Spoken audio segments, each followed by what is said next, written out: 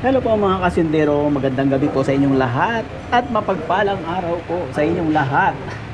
So ito na nga, may i-share naman ako sa inyo. Ito ay Kia Cerato. Ay nako. Ano bang model ito? Tingnan natin ang model. Cerato. Kia Cerato 16. Ito ay model 2016 at ang problema nito ay charging system tsaka air conditioning system. So magpapalit tayo ng alternator, magpapalit tayo ng compressor, condenser, expansion valve at lilinisan natin ang kanyang buong system. So ito na nga, madali lang naman gawin to.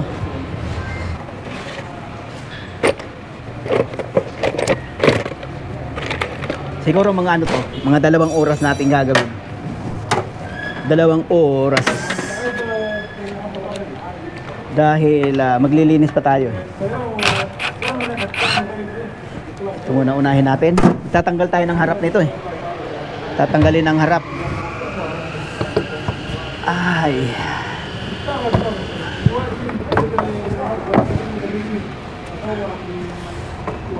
Andito may ari.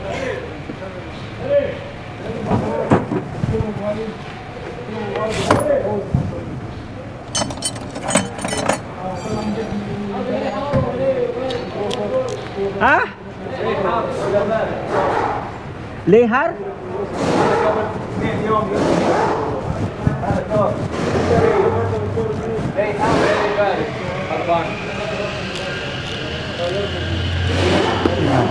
Mapiit ninyo, mada.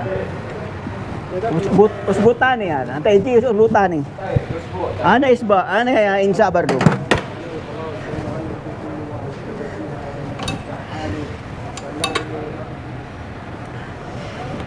Ay, nako. Pambihira.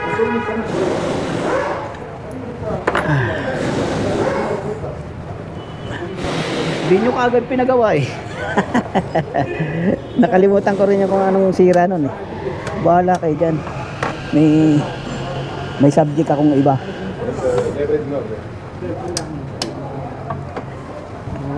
Trage.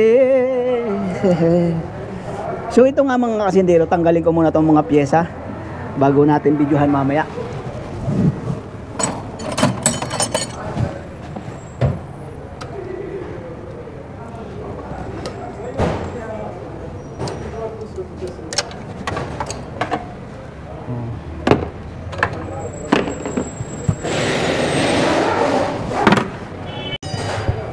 So ito na nga mga kasindero, natanggal ko na yung compressor, alternator, condenser. Ayan. Tanggal yung harapan nito. At magpa-flashing na tayo. Magpa-flashing na ako. Flashing muna bago tayo magpalit ng ano. Bago ko palitan yung expansion valve. Pero yung unang ano, yung unang lagay natin ng carbon tetra ay sasahudin natin para makita natin yung ano, ribaba.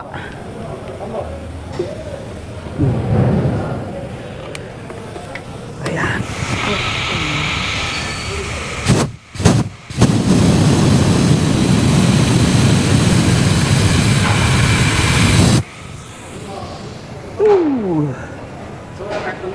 Tingnan mo mga kasintero, sobrang itim. Ay, nako.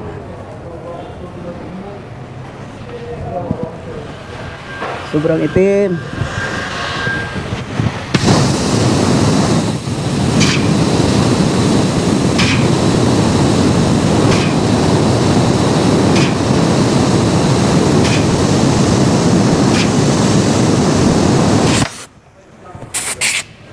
Kailangan luminaw muna yan bago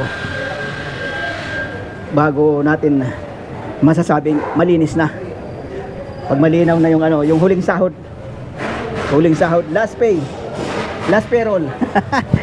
So may scan muna ako kasi may ginawang ano, nagpalit ng axle kahapon tapos umilaw yung ABS.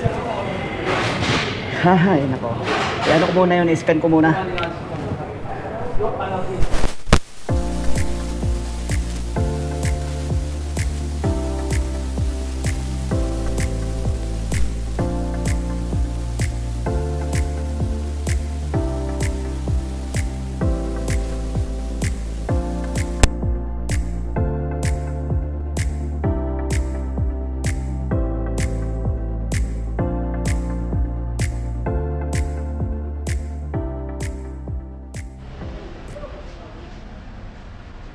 So yan na nga mga kasindero, natapos ko na siyang linisan, na-flashing ko na siya, naikabit ko na rin yung condenser na bago, at ayan yung kanyang compressor na bago, alternator na bago, at ito yung ano, expansion valve.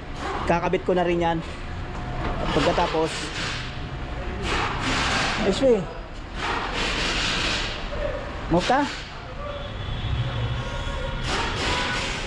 kakabit ko muna yan. Pagkatapos kukumpletuhin ka nito.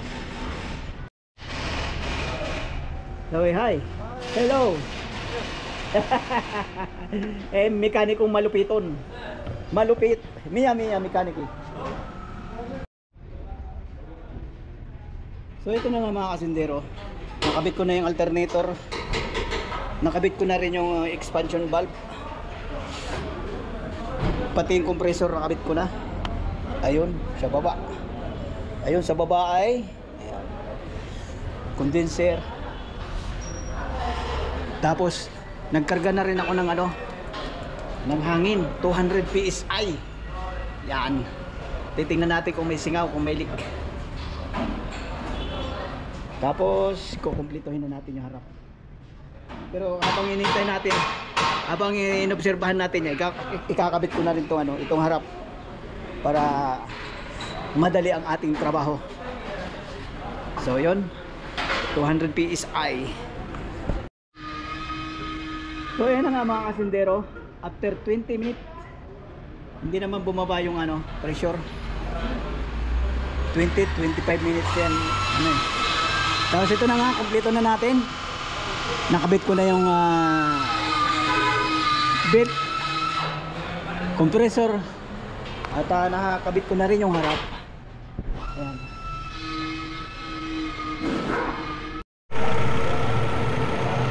So ayan na nga mga kasindero, pinandar ko na. At yung karga niya ay ayos naman, 14.8. Ayan, 14 yan. Nakailaw siya, naka-headlight. Yung compressor mamaya papandar natin. Magkakarga na rin tayo. Nagbabacuum na ako. So wala siyang leak. Binabacuum na natin. Tapos papahigupin natin siya ng langis. Ganyan karaming langis, oh. Siguro ito mga 6 o 5 ounce. Yeah. Kailangan pa rin natin maglagay ng additional na Suniso oil. Kasi para sure yung compressor natin na ano, hindi matutuyuan ng langis.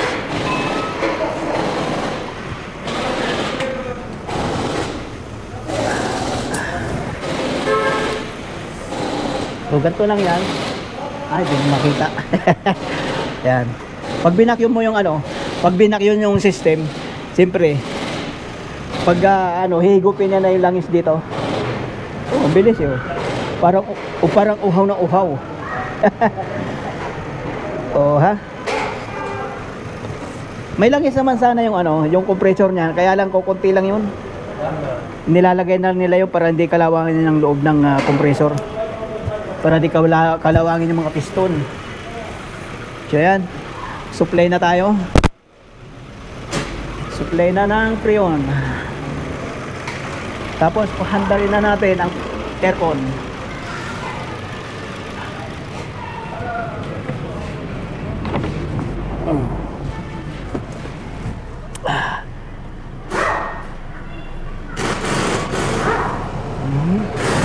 Sana gumana na yung compressor. Mahirap na. Yan, gumana yung compressor. Gumana yung kanyang radiator fan. Yan. Medyo nangangamoy yung ano, alternator. Ganyan talaga ang alternator. Pag unang kabit mo, medyo may amoy. Inaano niya yung ano, may ano kasi yan eh, yung barnis. So supplyan pa natin. Kunti pa yan. Tapos pagka yung tubo dito malamig na, hindi, pagka binuksan mo kasi yung freon doon, malamig yan dito. Pero hintayin natin. So malamig na yun dito. Ito yung dito, dapat to malamig. So malamig nga. Malamig na yung dito. Nakatudo pa yung ano niyan, yung blower. Lalo pag nilagay mo sa number 1 yung blower, mas lalong lalamigan dito. Pero supply pa natin, sara lang natin to dito kasi yung ano, yung hose na yan may preyon pa yan hanggang dun. Kaya pag sinara mo to, pag binuksan mo to, yung preyon dito papasok na doon.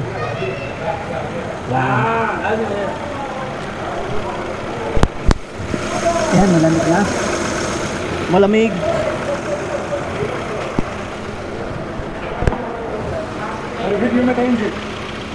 Mungkin tayo ni Usbo. Ano piwahad bagi? Oh, it mean sayara. Aywa. Barid. Aywa. Lasim barid. لازم. Aywa. ايوه. لو ما يجي بارد مشكلة. ايوه.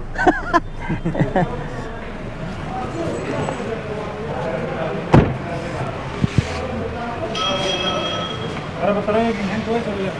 كويس هذا ما في مشكلة. انا بطاريه يغير ولا لا؟ ايه ما في شيء.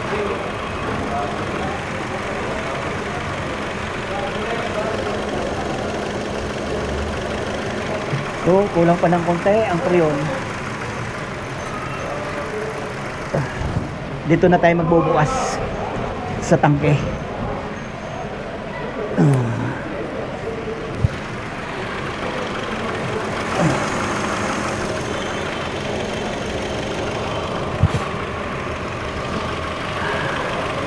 Dapat yan nasa 25 to 30. Pero 25 to 30 o 35 ganyan, maglalaro yan sa 25 conforme kasi sa RPM. Ayan. Tapos dapat malamig yung banda rito kasi yung doon antimano malamig na yan eh, malamig yan dito. Pero pagdating dito yun malamig na, okay na kasi yung tubo na yan, yung low side nakapulupot din tong high side. Yan o, nakapulupot yan doon bandang mga ilang meter yan. Kaya nakukuha niya yung pagdating dito, nakukuha niya yung konting lamig galing doon. Pero okay na to. Tapos yung ano niya, yung temperature nung high side, ayan o, nahawakan ko pa o. So okay yan, maganda yung ano. Okay na. Okay na ron. So okay na mga kasindero. Tapos na natin. At yung charge na ay mababa kasi RPM 13. Pero ano pa rin yung lamang. Okay lang yan. Naka aircon, naka headlight. Patayin natin headlight. Tataas yan. Yan 13.24. Yan.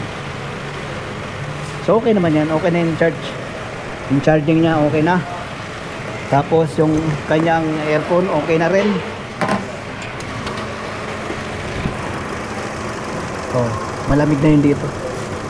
Kanina pa natin kinargahan yan. So okay na. Finish na. Lalagay yung takip. Dahil yung mga alikabok nasisira ng alikabok yung valve.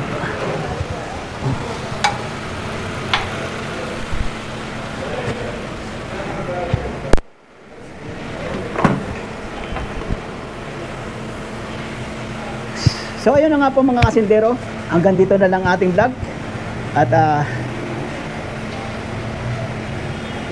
nawa ay huwag kayo magsawa sa panonood ng aking mga video. Nag-iingay na naman sila. At yun na nga po, maraming salamat po sa inyong pagsubaybay. Bye bye po at God bless po sa inyong lahat. Ito yung may-ari. Hindi naman siya makulit. So ayun na nga mga kasindero, tapos na natin. 2.5 oras natin ginawa. Hindi ako tumanggap na ibang mga sasakyan eh. Tatlo sasakyan yung umaano sa akin kanina eh. Mayroon din Taurus. Pero di ko sabi ko nandiyan